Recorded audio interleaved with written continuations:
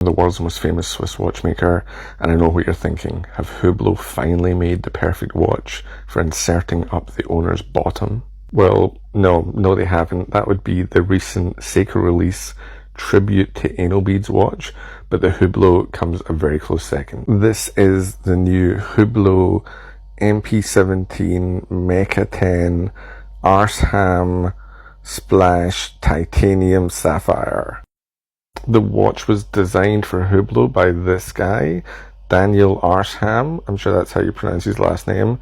He's a cool and funky modern artist, and he definitely doesn't have a sex dungeon, and you should feel totally safe leaving your drink unattended around him.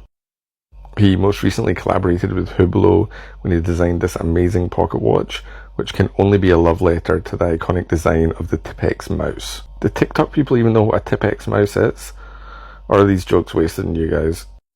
Okay, so maybe it's only the second best watch to hide in your prison wallet, but it is the #1 watch that looks like a half-sucked sweetie, or lolly as it's known in Australia, or candy as it's known in Trumpland. Okay, so enough with all the insults. Let's talk about some actual real things about the watch. It's got the Meca 10 movement, which is in pretty much every single Hublot. It's got 10 days of power reserve. That's pretty good. But what I don't understand and wonder, has this watch even been made? What happens when the minute hand travels round the dial? Like if it's at the edge of the minute track just now, what happens when it gets to 10 past or quarter past, or God forbid 25 past the hour? Like, does that hand shorten? Does the dial expand? I think this is probably just a render, and they've never actually made this watch, and they're just hoping to sell a few of them, and they'll worry about how it looks later on. The watch is frosted sapphire at the front and titanium at the back, so it's a bit like, I don't know, like a reverse mullet. Party at the front, business at the back. It's only 42 millimeters, which is actually pretty small and reasonably sized for a Hublot.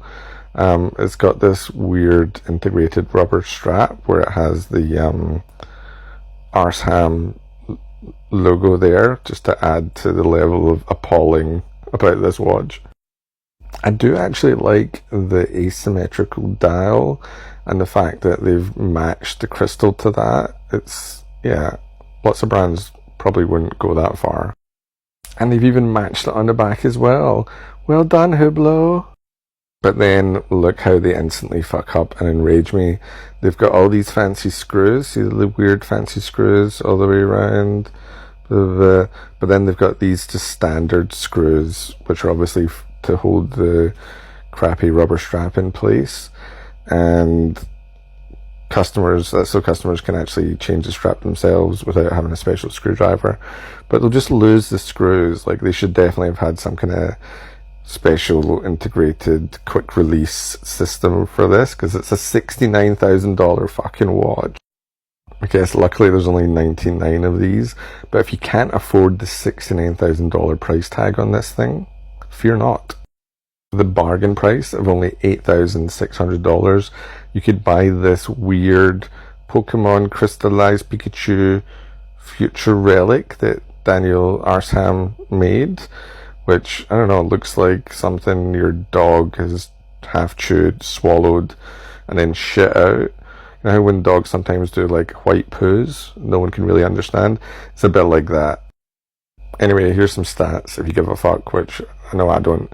I do like that it's manual wind. I do like the shape of the crystal and the matches on the front and back, but other than that, this is fucking ridiculous.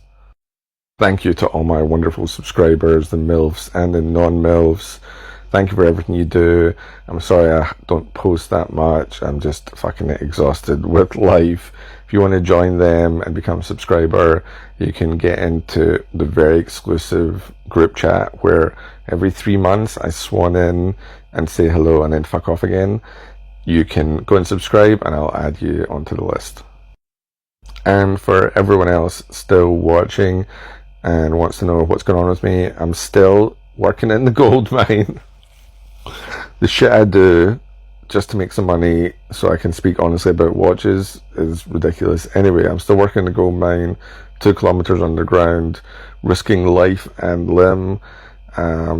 Yes, I'm just really tired all the time. If anyone has an idea about how I can summon up some magical energy so I can make more TikToks, I'd really love that.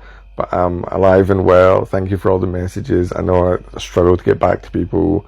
I'm going to make a better effort to reply to people's messages, reply to people's comments, and I'm going to try and post a lot more videos. I'm going to try and post a video a day. Like, I doubt I'm going to be able to do it, but I'm going to try my best, so stay tuned for that.